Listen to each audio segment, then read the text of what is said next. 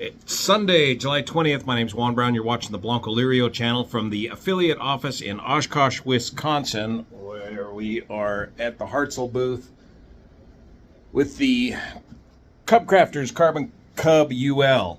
Yesterday, on Saturday, there was a midair collision at the Hollister Airport in California that brings up a lot of teachable moments here.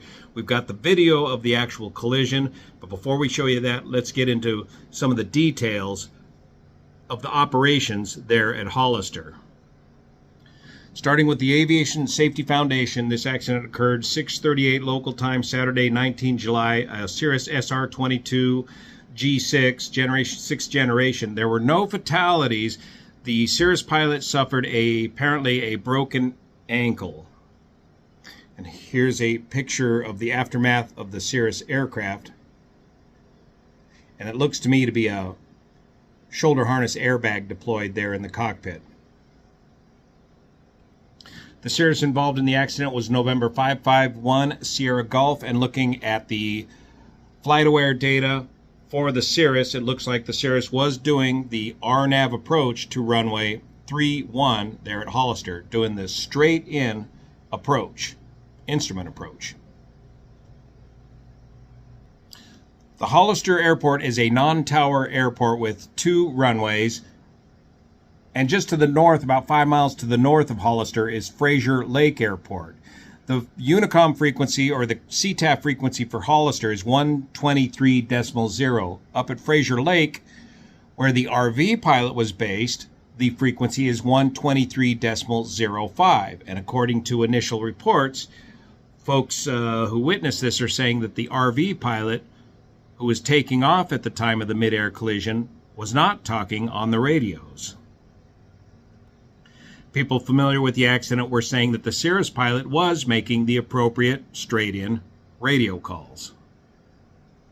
This accident occurred on runway 31 just as the Cirrus was coming into land on runway 31, aiming for the 1,000-foot markers, and the RV aircraft was taking off from the very beginning of runway 31. Now there's a bit of confusion about where is the beginning of runway 31 at Hollister, and is it properly marked?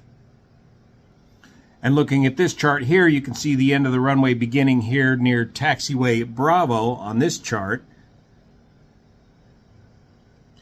And if we look at this undated Google satellite view of the runway at Hollister, we can see a series of yellow chevrons preceding the threshold to runway 31. This being taxiway Alpha all the way up to the beginning of runway 31. Not a displaced threshold, but a relocated threshold. And according to those markings with the yellow chevrons, this indicates a relocated threshold where takeoffs or landings are not allowed on this relocated threshold, or this yellow portion of the runway. A displaced threshold, shown in white chevrons, yes, you can take off from a displaced threshold. And here's where the confusion exists in the airport directory. It says that it is recommended pilots to begin runway 31 takeoff roll at or beyond the threshold, taxiway Bravo. Recommended, whereas the FAR AIM says if your runway is marked with the yellow chevrons, you're not to take off until you get onto the actual runway.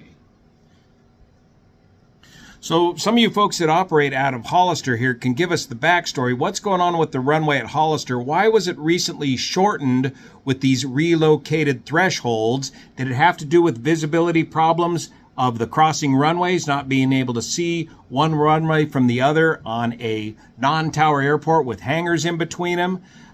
Or was there something else going on there? And what's the deal? Are you guys taking off down here at the beginning of the taxiway, basically? Or are you complying with the FAR AIM and actually starting your takeoff roll here at taxiway Bravo at the beginning of the actual runway?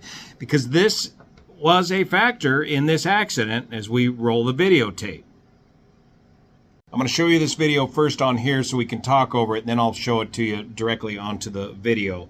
When you see the flashing, blinking light, that indicates the beginning of the runway 31. This video was taken by another aircraft who was desperately trying to get a hold of the RV on 1230 and warn him of landing traffic, but to no avail. See the blinking light of the beginning of the runway? And there they come together. Bam! He hits the tail of the Cirrus and drops him right down onto the ground, and the RV is able to land relatively uneventfully ahead of the Cirrus. Again, the only major injury there was a broken ankle on behalf of the Cirrus pilot. Stand by. And they come together right there.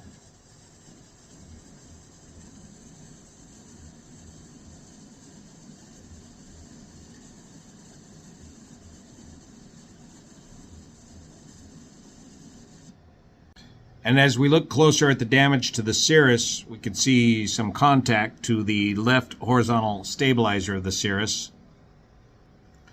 And here's a closer look at that damage where the RV contacted the Cirrus, pitching the Cirrus back down onto the runway. Very, very lucky. So the runway markings are going to be a factor in this accident. Straight in approaches, can be a factor, but you know, you're making an instrument approach and making the appropriate calls.